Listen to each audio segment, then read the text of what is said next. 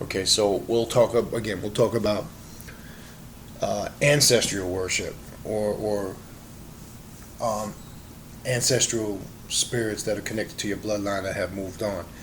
Um, it starts there. Now, here's some tips I would recommend if you really want to petition the spirits of the dead. Now, again, there's no some of the stuff I'm getting ready to say.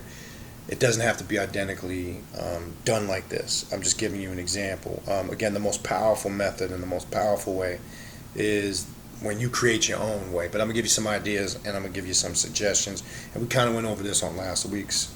We talked a little bit about this on last week's radio show, Awakening Universal Minds. I find the most effective method to making contact with the spirits of the dead is to set up an altar. Um, and I like to keep this altar separate from other altars that you work with. Like I have mine behind me. I know you can probably only see part of it, but mine's on the top. And I keep different entities and energies that I work with. I keep them separate. I keep them categorized based on the different archetypes that they work with. You'll understand that better as you start progressing and working your system. You'll know how to basically categorize them. But we're going to focus exclusively now on the spirits of the dead. Now, I find out the best way is on your altar, put just a solid black cloth. Now, I know some people like to put. I've seen some people use pentagrams on top of their altar cloth, or I've seen them use the Triquarter symbol. I've seen them use the moons and the sun with the pentagram. Now, that stuff is okay. I tend to find it a little bit distracting in the sense that it takes away. The reason why I prefer to put all black with your implements on there, you should always again have a working knife or some they refer to it in some magical systems as a theme. The working knife basically, if you're working candle magic rituals, is to do the workings as far as carving the inscriptions and things you're going to do on the candles or parchment, things of that nature. You should always have a good ritualistic knife or theme on your altar. You could put an altar tile. What I would recommend is the pentagram as your altar tile, which is very key. Then obviously you have to have your altar candles. Now I tend to always have a black candle on there as my altar lamp, and I have a white candle encased in a red case. Red and black are the key colors when dealing with these spirits of the dead. And then whatever other entities you're going to work with, you might have those other candles on the altar. Right now I'm doing some work with Santa Muerte, the Holy Death, so I have a candle and a representation of that spirit on the altar. I say all black because when you look at the symbolicism of that, when you're working with the spirits of the dead, you're dealing with that dark, chaotic energy, number one. You're dealing with that supreme darkness. And the black represents everything being encased in that darkness, because everything in the universe is encased in darkness. And out of darkness comes light. And out of chaos comes order. So that altar, when it's engulfed in all black, is a representation of that. I also have behind my altar, I'll show a picture of it before this video is over. I have a black altar banner with Set, and I have the chaos symbol. And inside the chaos symbol is the Kundalini. Okay, let me just take it over here so you can, maybe people can see it real quick. See, so you can see it. All right, that is the altar of the dead that I work there on the top. And again, as you can see, the banner of Set, the symbol that Set is holding, because Set is the deity of chaos. And chaos has no boundaries, no limitations. And the symbol that you see Set holding on that banner is the chaos symbol, and in the center of it is the serpent or the Kundalini rising. Then if you look on the altar, I'm trying to position this thing the best way I can, so this may not be the best because I'm holding a laptop, sorry. Let me see if I can straighten it out. There we go. Okay, and then there you see the black candle in the back. Then you should always have a skull on your altar because of it's a presence and a working energy of these spirits of the dead, and we'll get more in depth with that another time, the importance of the skull. Now, some actually have a human skull on their altar. You can get that. But again, make sure you know the origin of the person where that skull came from, because you don't want to have the energy on your altar of an individual that may not have all been there. I prefer to get a skull that I can consecrate myself with my own energy, even if it's a replica. I have a black crystal skull, and that does wonders when working magical practice. You should always have water and salt on the altar, because those are symbols of life that connect these spirits of the dead. And if you can or cannot see it, I'm not sure, the Athene there on the top, which is the knife, and different representations of those spirits, La Santa Muerte, as you see, and of course Set. And there's also a representation of the dark alchemy, or the Dark Lords, dealing with Sith alchemy, which is another school that I'll get into another time, that we've tapped in here on the show, because that deals with the dark energy, etc. But that's just to give you a little overview. And of course the black cloth that is beneath it. Again, I prefer to use just simply solid black, and not too many symbols, because I want that to be completely encased in darkness. That's the key.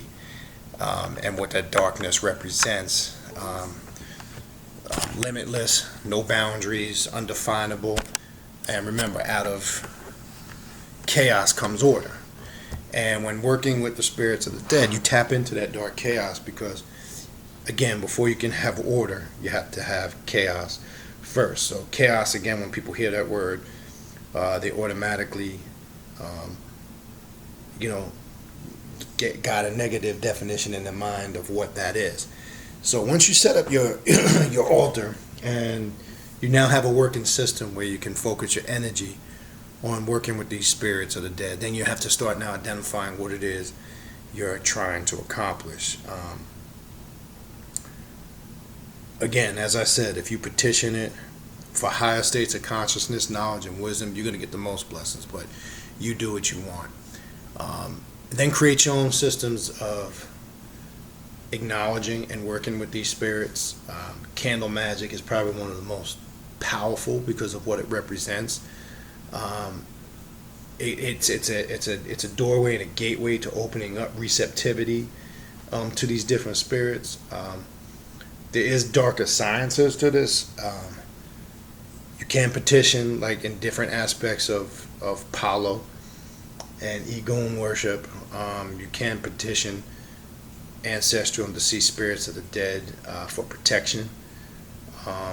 And yes, they can be accessed to assist in fighting one's enemies. But when working one of those darker sciences, you need to be very cautious, because, as I said earlier, a few minutes back, the key is, what is the intent driving the magical working? So if you're ever doing work to banish or fight or get enemies out of your path, you have to always make sure you are in the right. When it's done out of pure greed or personal gain, and one is not in a situation where they need to be protected, that can have catastrophic results for the practitioner.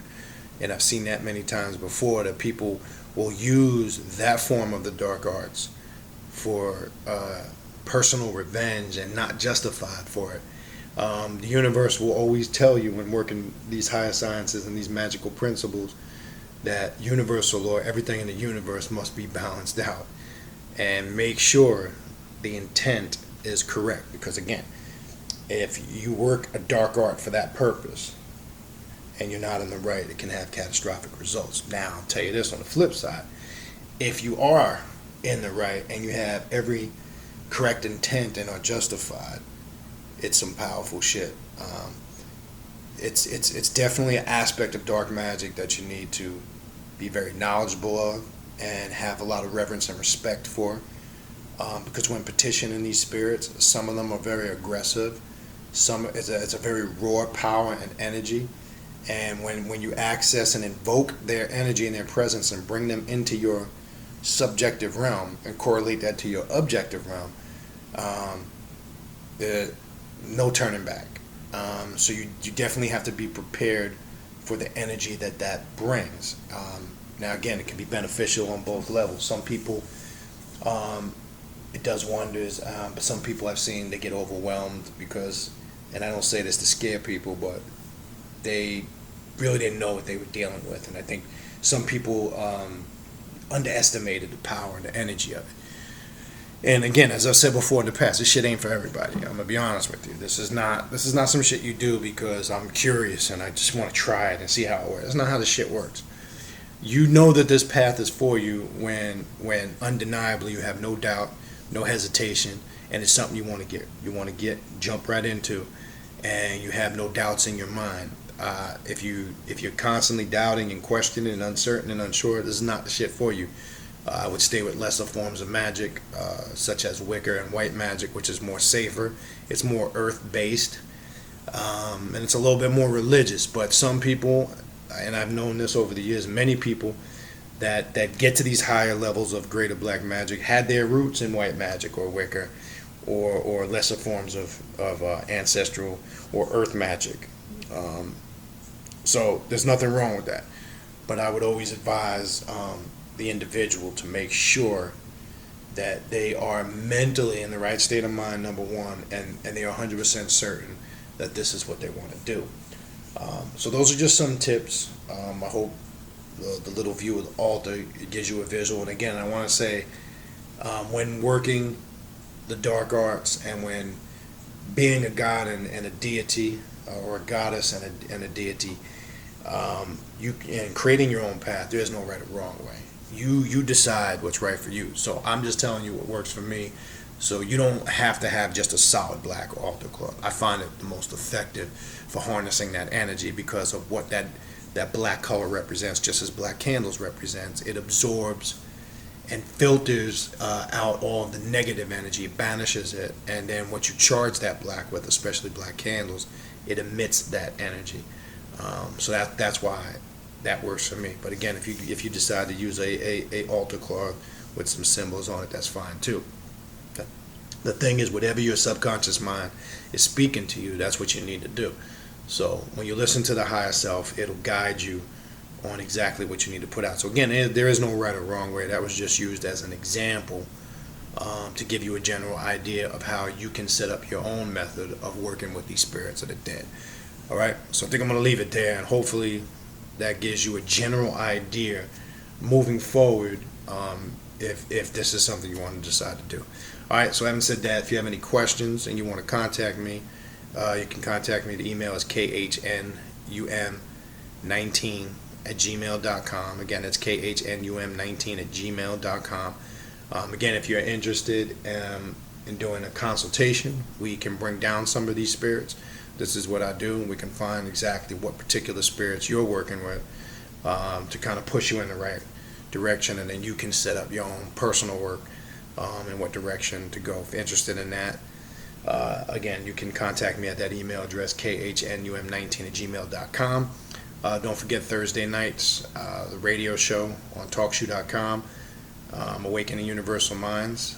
That comes on every Thursday, 9 p.m. Eastern Standard Time. You do see the links for it right here on the YouTube channel. You also see the links for it on the Mother Nubia Inc. Google Plus channel, where I have all the shows archived that I do with my good brothers Ravana Noon and brother Sargiti. And we're getting ready shortly soon. We're meeting on this in a few weeks to get a class set up that we're going to be doing together. I'll be doing another class at Sophia's Garden of Ma'at. That's going to be on June 18th, Saturday, June 18th at 7:30 p.m. That's a free event. Again, you can email me at that same address, khnum19. It's khnum19@gmail.com. And that's going to be on June 18th. That event is free. I'll be out there with a gang of books and a bunch of other shit and drumming, and you know how we do it. For those that've been there, we do it good when we come out there. So some powerful shit that we put together.